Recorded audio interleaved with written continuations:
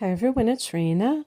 So this video is if your sun is in Leo and you have Virgo rising. And this combination is fire and earth. These are adjacent signs, so it's very possible as a sun in Leo that you have personal planets in Virgo as well. You might have Mercury there or Venus or Mars, I should say, and or. Can you imagine if you had all three in Virgo? And even the moon sign can be anything. It might even be Virgo. And if you do have the moon in Virgo, I have a video for the sun in Leo and the moon in Virgo. And sometimes these kinds of inner points, they're interchangeable to a certain degree where you're going to see certain similar themes emerge, but there will be slight differences. For instance, the rising sign determines the chart ruler, which in your case is Mercury, since Virgo is ruled by Mercury. And we also refer to our sun sign's ruler as our ruler. So in your case, the sun sign is Leo, and Leo is ruled by the sun. So you can claim both of those. But for our purposes, talking about the natal chart, we're going to say that Mercury is your ruler, and this has meaning as well. This gives somebody a more verbose, very talkative nature, an intellectual kind of a demeanor.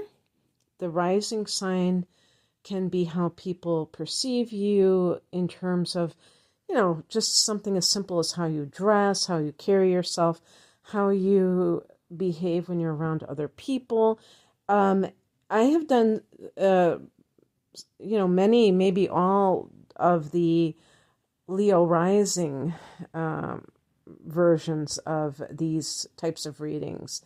And I always say that, when somebody has Leo rising, they make an entrance, they have that larger than life quality. Well, when the sun is in Leo, this kind of dials it down a notch, because Leo is very extroverted, but your rising sign, if it is in an earth sign or a water sign, it may be quite muted, because Leo is a fire sign.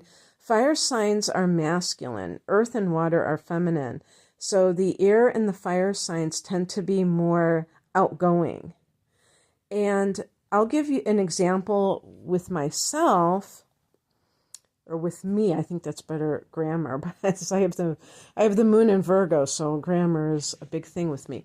So my sun is in Sagittarius, and I have Taurus rising, and I have the moon in Virgo. So I have two earth with the moon and the rising sign. I also have Mars in Capricorn.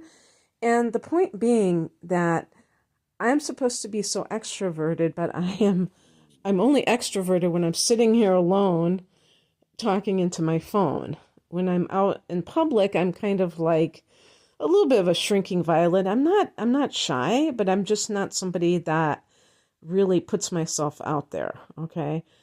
Some of you may know exactly what I mean, and you may be the same way. You may be very expressive and all of the fire sign characteristics, but it's more like when you're with people that you're close to rather than the general public. And so this may feel very frustrating for you as a Leo, because Leos are natural performers, and they want to express themselves that way. And I believe that we can kind of grow into our sun signs and leave the rising sign behind to some degree. So don't think that if you've always wanted to be an actor or a musician, singer, whatever, that you just have to become an accountant or something like that. No, you can do it. So anyway, going back to the rising sign specifically, Virgo is a mutable earth sign. So this gives a degree of flexibility, which I think is really important when you have a sun sign that is a fixed sign, because that tends to be very stubborn and very, there can be this repetitive nature where the person likes to do the same old, and it's good for being persistent and consistent, but in terms of trying new things, you know, going down a different street, I'm just thinking about like basic things, you might be like very set in your ways. And so that is kind of a stubborn quality. I think of a sign like Virgo as having nervous energy.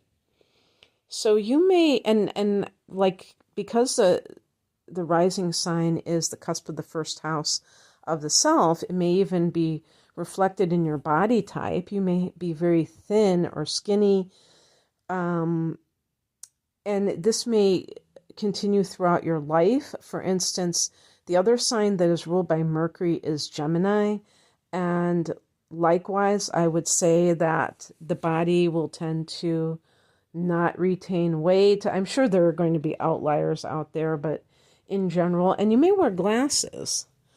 And this is because of that intellectual part of yourself, the bookworm within yourself that wants to, or that, is brainy, and it might even be reflected in your appearance. And another thing about Virgo is it's very nondescript. So Virgos don't like to call attention to themselves, unlike Leos, right? So when I talk about Leo rising, I always talk about this kind of garish or, very brightly colored outfits like you see in Las Vegas and stuff. But when Virgo is the ascendant and Leo is a sun sign, it might be quite different. I say might because I don't believe that anything is absolute. And just personally, when I think about myself, I don't know that my rising sign is, I definitely don't feel that it has continued to be as influential in my dressing style as it did when, earlier on in life. So you may be the same way.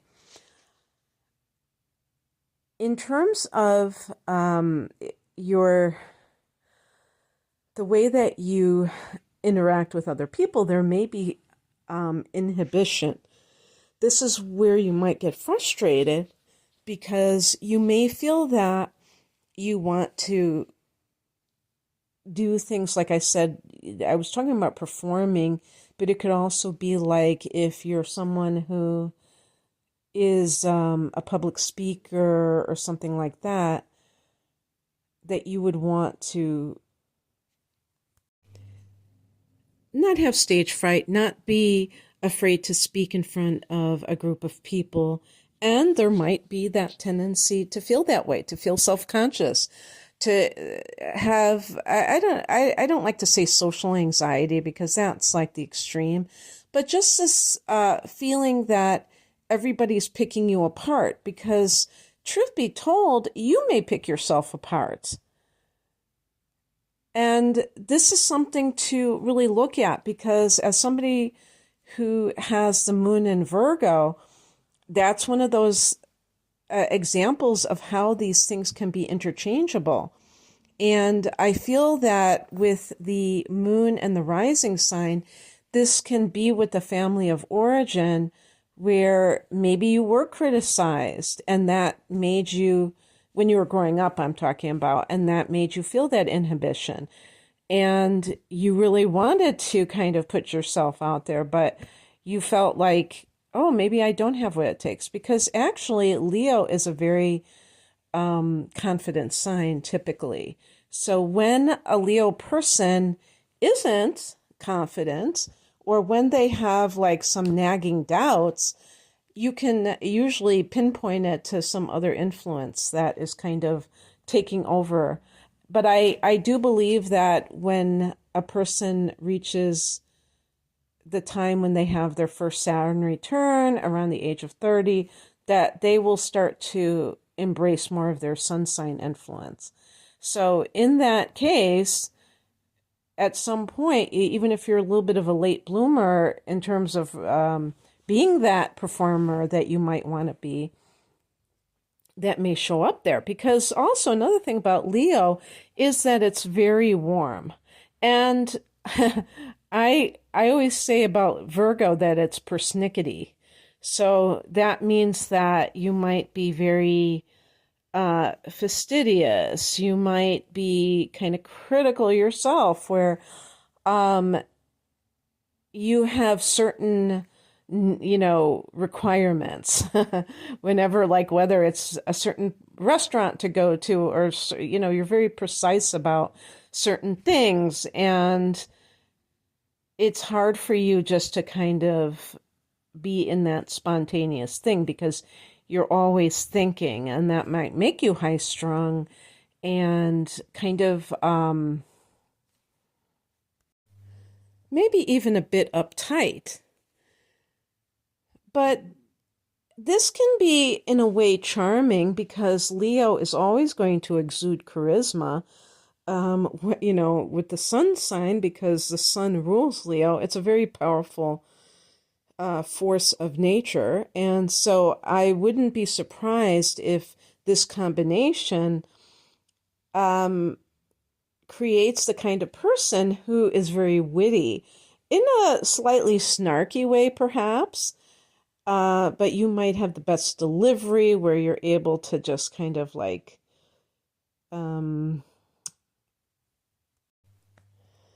be like a commentator on life. Maybe this would be a great stand-up combination where you can point out the little details, because Virgo is all about details, and then combine it with those performance skills and be able to kind of like be this commentator about different things in life. And because you're witty and you're intelligent, that is like intelligent humor. That's what wit is. But maybe you have like an entertaining style that you could do something along those lines where it's kind of cerebral. In terms of the types of careers, besides being a stand-up comic that you might be good at, you might be somebody who is very good with children.